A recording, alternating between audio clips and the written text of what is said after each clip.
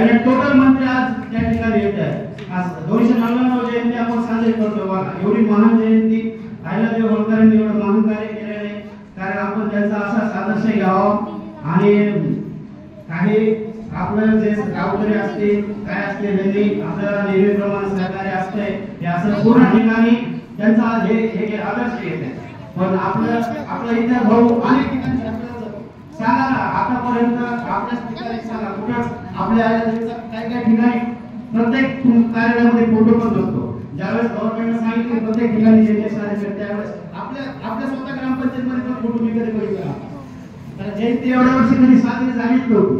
आणि ज्यावेळेस गव्हर्नमेंटनेच निर्णय काढला की प्रत्येक ग्रामपंचायतमध्ये अहिल्यादेवी होळकरांची जयंती साजरी झालीच पाहिजे, कारण प्रत्येक ग्रामपंचायतमध्ये साजरी आहे। आज शासनाच्या निमित्ताने चोंडीला जयंती आपली साजरी होती, शासनाच्या निमित्ताने कारण आज तिथं सगळे आणि अहिल्यादेवीची जयंती गावकऱ्यांची सगळं आठवा पगड जातीचे लोक देतात, असं नाही की फक्त प्रत्येक जातीचा माणूस आपल्या लोक जातो।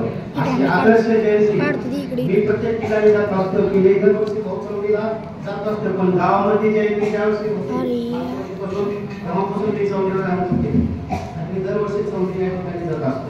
आणि असे आपली अठरा पगड जाती जातीचे लोक येऊन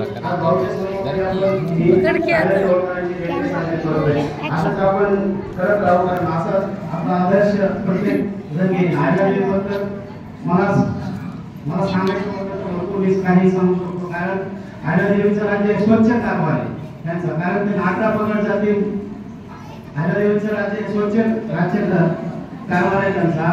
त्यांनी तुम्ही कन्याकुमारी ते दिल्लीपर्यंत कुठेही घ्या, त्यांनी एवढे महादेवाचे मंदिर बांधले आणि त्यांनी कितीतरी युद्ध, एक विधवा स्त्री ज्यावेळेस सती जाण्याची प्रथा होती पण सती त्यांना जाऊ दिलं नाही, पण अशा नाहीतर आज प्रत्येक स्त्रीला तिचा पती गेल्यानंतर सती जावं लागलं असतं, एवढं त्यांनी मान कार्य केलेलं आहे। आणि अशी भारताला